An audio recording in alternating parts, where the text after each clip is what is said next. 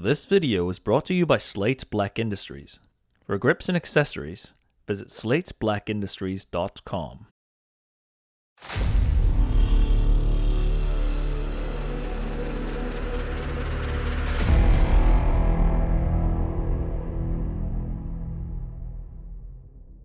Okay, ear protection's on.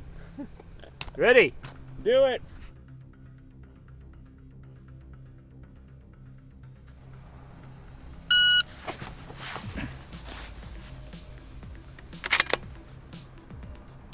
Impact! Neutralized! Impact! Neutralized! Impact! Neutralized!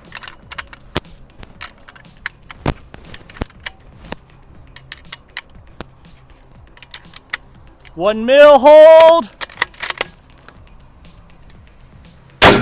Impact! Neutralized!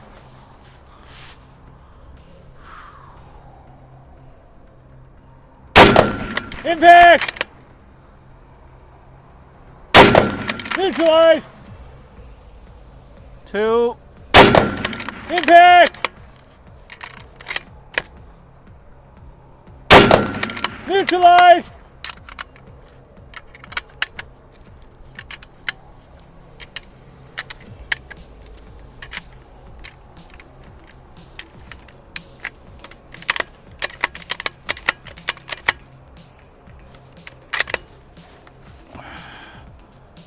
Okay, got it. Impact! Neutralized! Impact! Neutralized! Impact! Neutralized!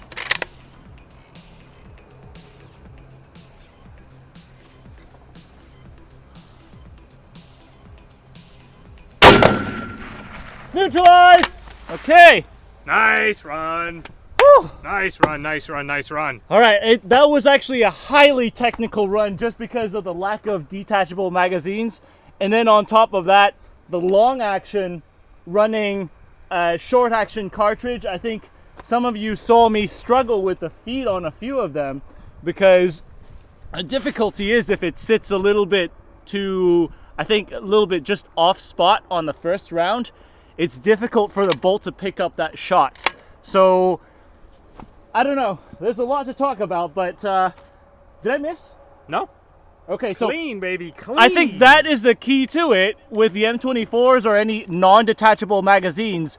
You cannot miss fast enough to make up for reloads. I mean, you could not reload fast enough to make up for misses. There it is. That's what it is. Yeah. I think I messed that quote up earlier. Yeah, but anyways, we will see you guys at the debrief.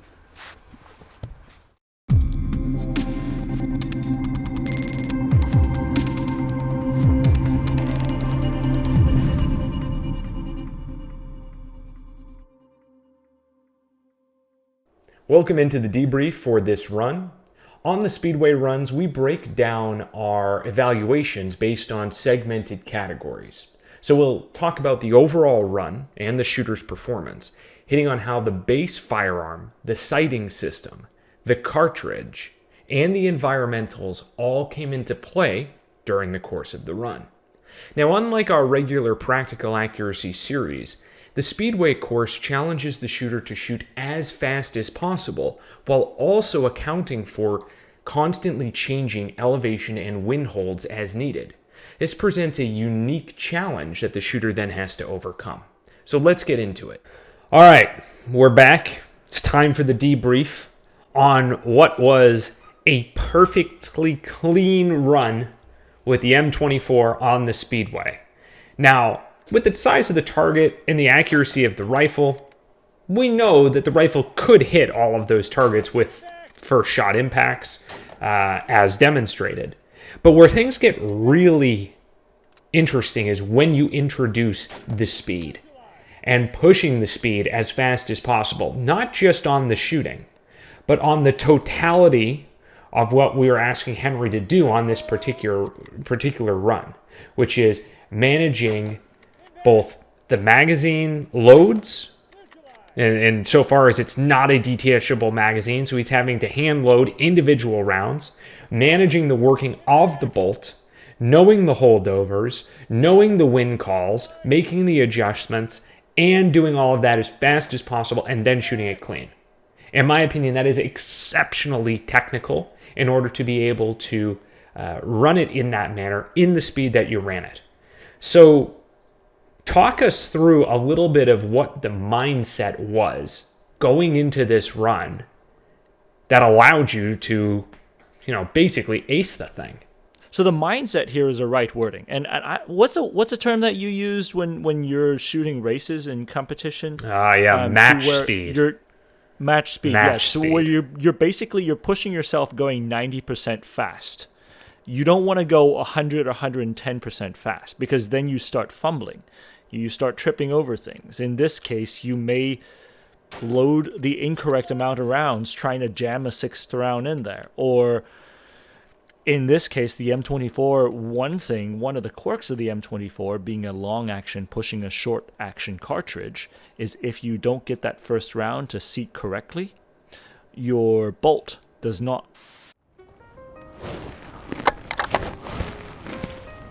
Oh, well, hello there. I didn't see you. You must have stumbled upon me enjoying the sunshine of the day as I was bird watching with my M24 sniper weapon system.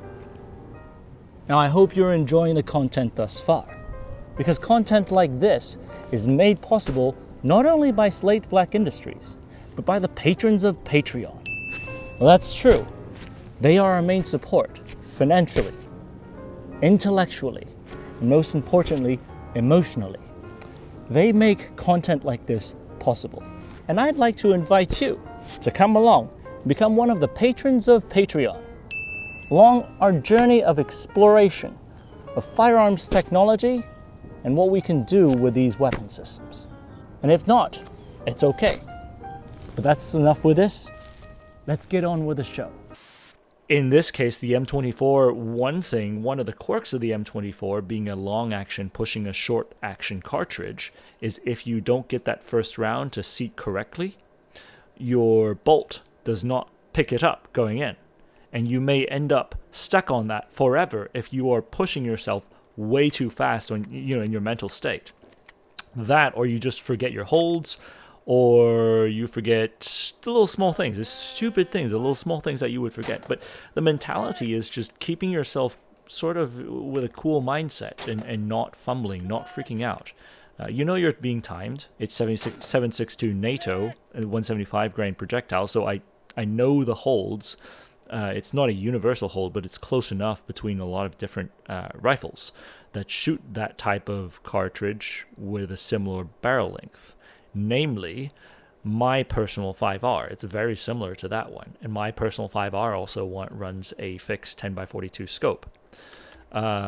So that's the biggest thing, is just making sure that your mind is thinking clearly, in my opinion. But it comes down to multitasking. When you're shooting bolt actions, what it's not like shooting the autoloaders is that you're forcing your mind to multitask a lot more. You're not just thinking about squeezing the trigger while you breathe and getting your reticle lined up in the right spot. Every single shot, you need to cycle the bolt.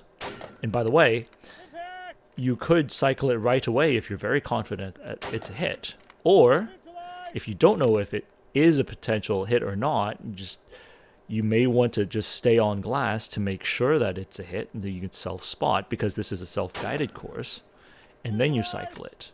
But that also detracts from time. So that there's a lot that you need a clear mind to really keep yourself on the task of clearing a course like this with a target-rich environment. And let me just pick up on that concept of match speed, just to hammer this home as simplistically as possible. When we would shoot matches, whether it's USPSA, IPSC, 3-gun, whatever it may be, if you try to go at your absolute fastest possible capable speed and you go 1% over, 1% too fast, something doesn't go right, and you generate a mistake, a miss, a fumble on a reload, or any of the things that Henry just described. So match speed is the idea of knowing what your absolute maxed pushed out possible speed is while maintaining your level of accuracy, and then shooting just slightly dialed down off of that, a couple percent slower, 5, 7, 10% slower than that absolute maximum possible. And in doing so, you do exactly what Henry just described, which is you afford yourself a little bit of room for error and for your brain to appropriately be processing what's going on. And then in training is where you push that 100% maximum possible speed to improve your overall capabilities. So an interesting element there, and I think the way that you bring that up is spot on with respect to running this particular system. Yeah, I mean, multitasking it under match speed and 90% speed is really the name of the game, because I think I said it on the video. You cannot reload quick enough to make up for misses. It's right. It's kind of like running shotguns in matches. That reload is highly technical on when you want a shot. Let's say some of my targets, it's a 5-round magazine, and I need 2 rounds to clear each target. So could I top off the entire mag right after I shoot? Yes, of course. But then if I want to make sure that I get the same hold, my mind is still in the same mindset, I'm going to grab an emergency load, dump it in, and then just plug it, and then reload before I start on a fresh target. And saw you do that multiple times. Multiple times you did that to great effect. Yeah. Obviously, you were able to secure that second round impact. You neutralized the position, and you cleared the position. You were proceeding to the next target, and before you got settled in on that next target, you executed your full 5-round reload.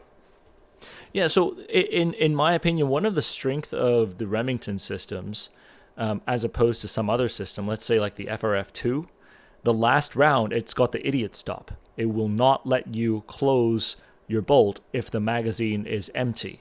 I do not like that, because it takes away one of the strengths of a bolt action rifle, is just dumping a round in and slapping it forward. I want to clarify real quick. What you're describing there was the FRF2 has the idiot stop, but the Remington does not. Correct. Right. So the FRF2 obviously has a 10-round magazine, a short throw that's a lot faster to cycle. Yes, that is a clear advantage to it. I'm not saying, that's not an advantage. What I'm saying is I don't like it when bolts stop and you cannot ghost load rounds, because that is a technique. Like if I ran dry, actually on the last, was it on the last round for this one? One of the rifles, when you know you're dope and you're already keyed in, you just want to grab one, dump it in, and pull it before you forget it. It was not this one. It was another one. I know which one it was, but we won't tell people which one it was. But it was very slick. Yeah. But that's a very... Being able to emergency load rounds to clear targets when you know you're dope is...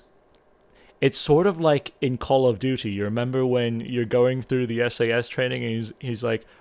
Remember, switching to your pistol is always faster than reloading. Sort of that concept. It's faster to emergency load than it is to reload the magazine. Well, it's the same reason that PRS shooters nowadays have a side saddle, with 1 or 2 emergency load rounds pinned onto the side of the rifle, so that they don't have to perform a full mag change. They can just... right in. Yep. It's a very, very useful item for sure. And something that you definitely maximized in terms of utilizing that technique on the course. So I'd say you have no choice with a system like this. Right. So before we get into the rest of our discussion, I actually talked to Rob, a U.S. Army sniper, and you may recognize him from the Vintage Rifle Shooters Club, or the AKOU. That's right. Rob Ski is a U.S. Army sniper, someone who's gone through sniper qualification. And I wanted to ask him for his feedback on this run that we just saw, and a few extra questions. So, Rob, take it away. I think, Henry, the run was fantastic. This is just a testament to the M24 and what this rifle can do. Of course, as a sniper, you don't want to be in that situation when you have to keep going quickly and start shooting a lot of targets on the fly. Because every time when you start dropping the bodies, you bring the attention to your position. But as far as the performance, this was a really good performance. Very well done, my friend. Now, do the snipers use holdovers? Of course, we do use holdovers for the wind. Nobody's dialing the wind. At least I don't know any snipers dialing the wind. You're always using the holdovers for the wind, but also for the distances. I would say within the 600 meters, they would rather execute the holdovers for the targets.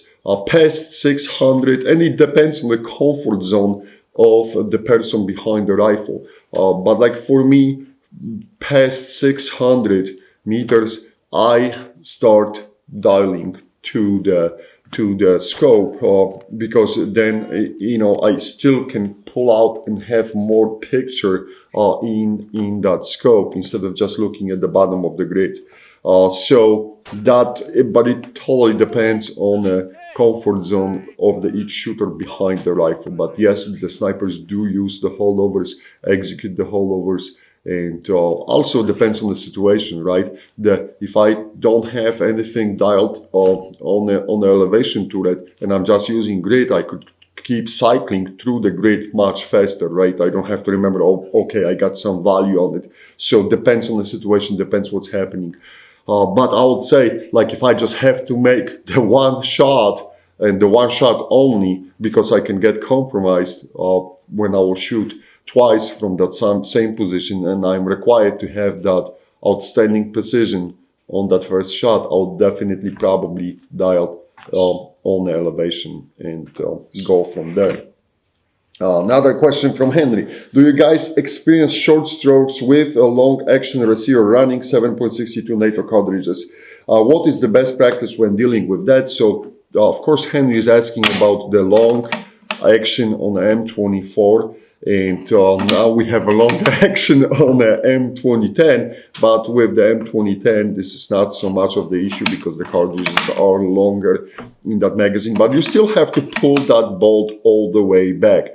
So the basic thing is, and I know it's going to sound cliche, you have to stay calm behind the rifle. And you don't want to have, I call that train freight like movements, behind the bolt, cycling the bolt. First of all, because you don't want to disrupt the environment against you, and every time when you start doing and massacring the bolt, you're creating a lot of unwanted attention around your position. But also going back to the M24, like with that long stroke or long action, you have to really make sure that you are at the end of the cycle of the bolt and go back forward and then close the bolt. And you're actually picking up the round from the magazine. Now, I understand the speed sometimes is necessary, but I also always preach, when you're cycling the bolt, what is more important for you? The speed of putting that next round to the chamber, or maybe be a little bit slower, but you're staying steady on the position, you're observing the target, and you can really see what's happening. Because when you're going like that freight train and everything starts moving, you're disrupting your position, then you gotta rebuild it, right? So that you may be faster on operating the bolt, but you're spending or wasting more time, you're not efficient because then you have to rebuild that position. So two things to consider. But as always, make sure you're actually picking up the round.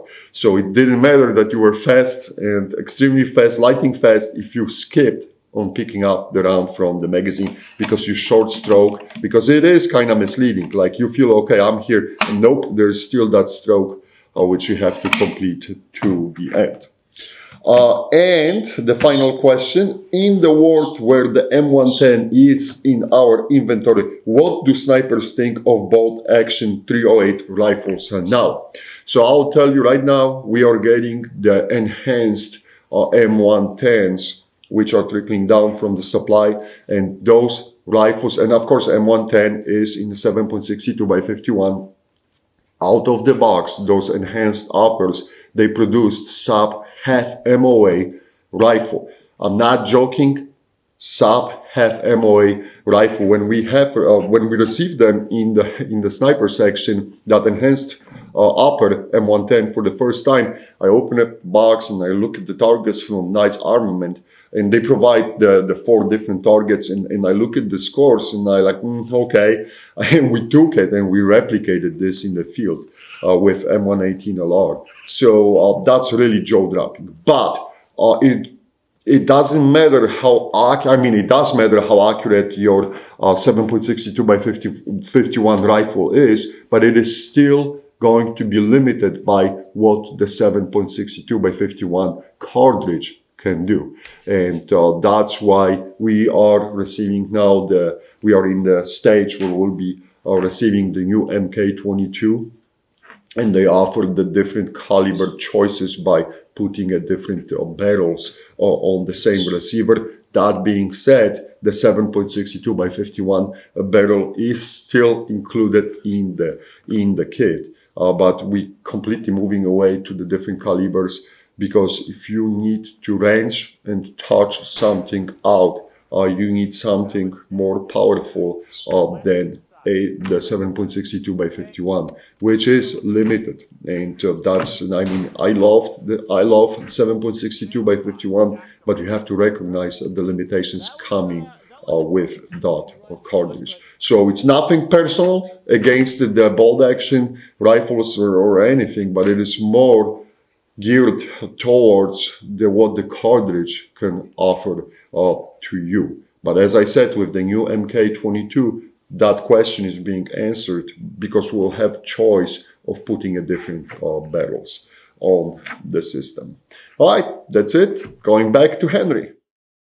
So there are a couple other points. You've already talked about the long action, which is something I wanted to ask about. I think you only got hung up on that one time at about the 450, if I recall correctly. It was like you tried 2 or 3 times and then you clicked in and went, nope, fixed it, boom, and you were on. It seemed pretty clean as far as I'm concerned. But for the base rifle, talk us through one of the other things which I thought was very interesting, and that is the cheek pad, or the lack of a cheek pad. How was the 100 mile per hour tape? It was actually not bad. It was actually set up very, very perfectly, I might add. So whichever sniper ran this rifle before, good job on the setup. It's a long action bolt. So if you don't set it up correctly, your bolt handle is going to hit that cheek pad because it's a long action. And so with long actions, you need to just make sure you're clearing that bolt if you're doing any type of, jimmy rig setup like that. But as far as a cheek pad goes, yeah, it looks ugly, but it works, right? Awesome. How was the trigger on this particular rifle? Was it tuned and super clean, like basically like a drop-in match trigger in a current chassis-based 700 action? I wouldn't say it's a current type of drop-in match trigger. There's a little bit more play than there is, let's say, like on my Remington, but it's a sniper rifle trigger at the very least. I mean, it's better than the FRF2.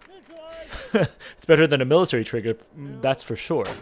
I'd say, honestly, one of the other limitations of this system for running at speed like this would have also been the 10x scope with the mil-dot reticles. More so the mil-dot reticle than the magnification itself. The magnification 10x is perfectly fine. But with the scope, I had to be on my game. Again, keeping sure that I had a clear mind. So if you are to run holdovers, right, you have to be on the game, especially if you're running a classic mil-dot with no numbers on the side and you're trying to run for speed. That's also why sometimes when you see me shooting the more vintage system, you hear me counting out loud, because that's how I remind myself I'm saying it out loud, so I remember it. It's not because I'm trying to talk to Josh and ask for clarification. It's my way of making sure that I'm hitting the right mills when I'm holding over. So why did you choose to dial on the final target when you had basically cleared out with holdovers to that point? What made you choose to dial on the bonus? I mean, clearly it worked, but walk us through the decision. So the farther you go, the more effect wind has on your projectile. That's one thing. And the second thing is it's a classic mill dot system with no grids going down. So the combination of those two, I wanted to make sure that I had taken one of those elements out of it. So first of all, you can't hold over past the 5th mill mark because that's the solid bar coming down at that point. So there's no real holdover at that point. So taking the question of the elevation out, I then had a horizontal bar to play with wind however I wanted to. And so I was able to observe how wind was. I think I held like maybe 0.7 mils off, and then it was a hit. So that gave me a much more precise shot than it would have been. Well, it would not have been possible because I would not be holding the elevation correctly, and it would be very difficult to correlate the 0.7, the fraction of a mil, going all the way down underneath the bar itself. This rifle, so it has the correct loopholed scope from its era, and this, from that mid-2000s era, a lot of those loopholed scopes is you've seen on my Mark 12 with the M3 turrets, or the Mark 4 on the Mark 12 with the M3 turrets. This is very confusing. This is all marks, but it's marked on the yardage going up for that one. For this one, it's in meters, but still, it gives you a very precise cam. Which, by the way, we're shooting genuine M118 LR, so it matches exactly what those turrets are cammed for. So as long as I'm able to do the meters to yards conversion, which is not difficult at this point for us, we just zip it up to the correct meters to yard conversion, and you have your elevations already figured out for you. And again, that comes down to, trying to figure out how to not take tasks off of your mind so you don't have to multitask nearly as much. So why did you choose not to dial on the targets inside of the bonus? Because it was faster. So you were able to balance the overall speed of holding as opposed to dialing with the required amount of precision you needed within the reticle at those varying distances to, as you say, take the most off your mind or allow you to push the speed as required based on the distance as you went out. Yeah, well, I needed the extra time to reload. So if the more time I stacked onto it, the longer it would take to clear those close targets. So if I dialed all of them, yes, I would get a very precise hit, but the targets up close are also proportionally larger. They are the same size targets, but because they are closer, my cone of fire is also more concentrated. I have a lot more of a forgiveness as far as accuracy. But honestly, looking back at the footage, I may have been shooting a little slower than I could have because the shots were actually extremely tight. All the way out, honestly. Right. So the last, 650, I think it struck on the right side. Both of them struck on the right side, but they were all within, I'd say, like a baseball size or maybe like a size about this big, going all the way out. So the rifle's extremely precise, and maybe that's an indication that I could have pushed faster.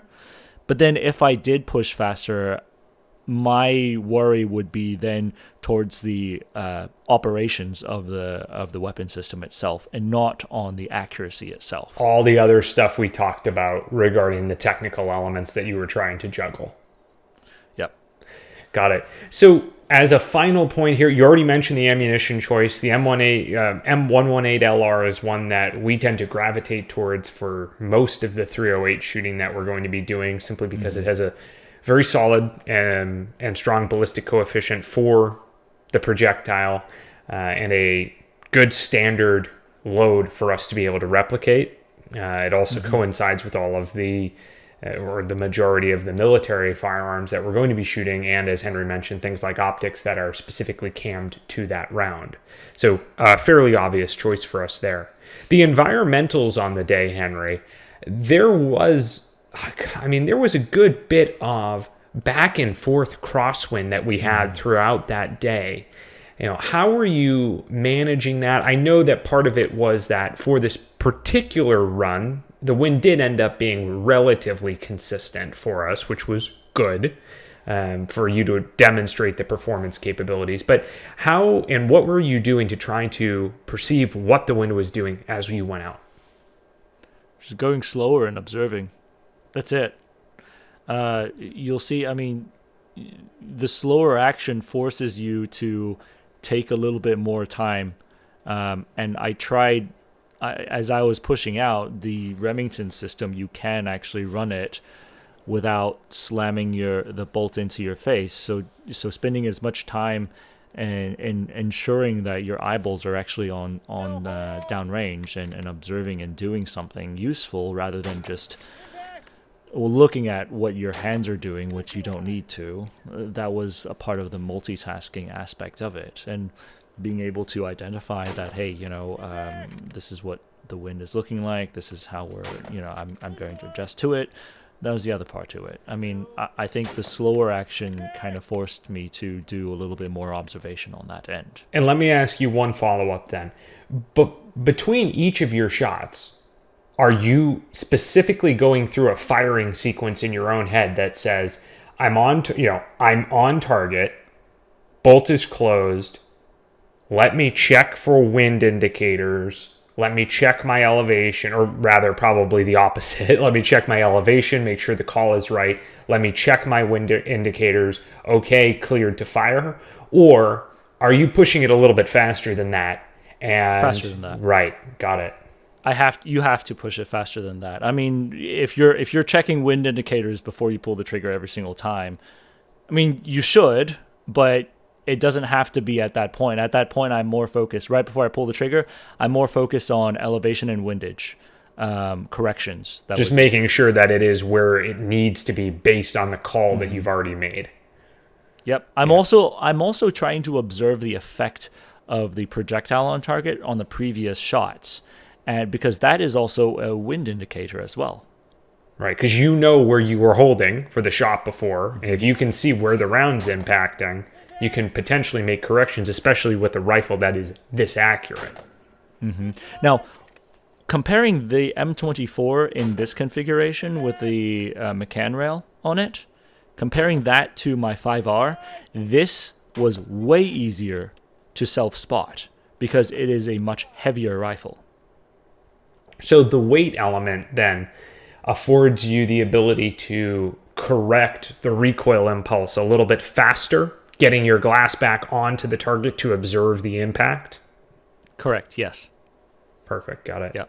So the heavier rifle actually was a huge advantage. We've spoken of this in the past in a sense of, if this is a defensive or offensive type of scenario. Target-rich environment, you're in a stationary position. This is a very, very, very defensive type of scenario. So, if we were putting that into, let's say, from military perspective, a defensive scenario, and weight at that point is less of an issue for walking around, a lightweight rifle in this scenario is then a detractor to your performance.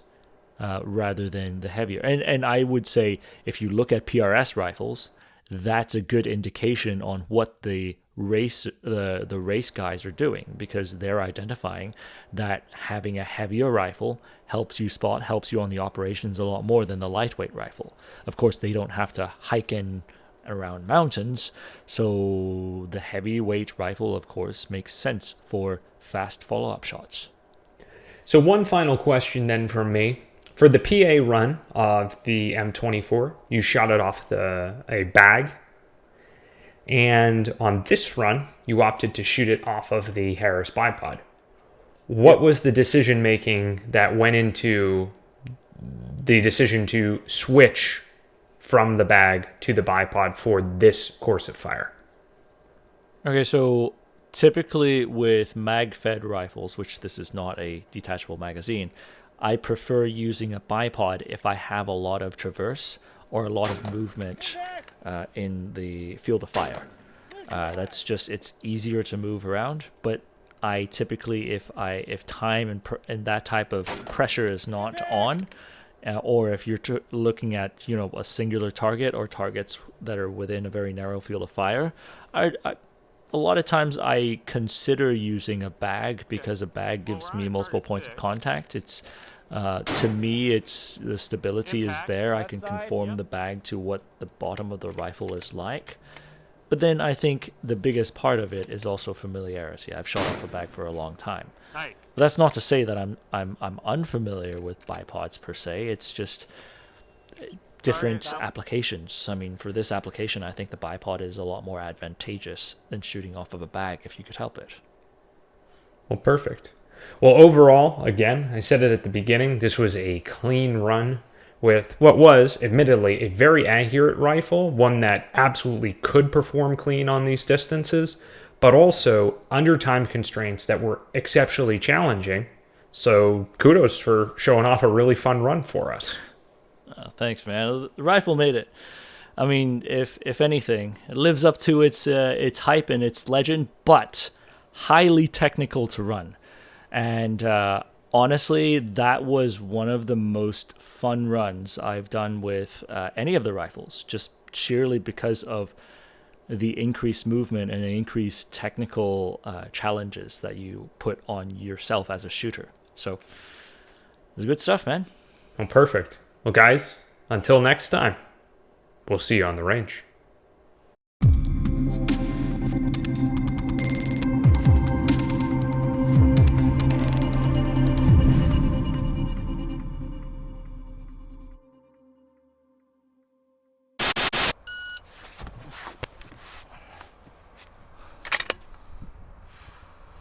Get back! I do not have ear protection on. Oh. 716, this is Steel 96, 4 Vic, 8 packs, Redcon 1, green to green, how copy, over. Steel 96, this is 716, roger, over. 16, Steel 91, 1 pack, green, over. This is 716, roger, over. 16, Steel 92, 1 Victor, 2 packs, Redcon 1, over.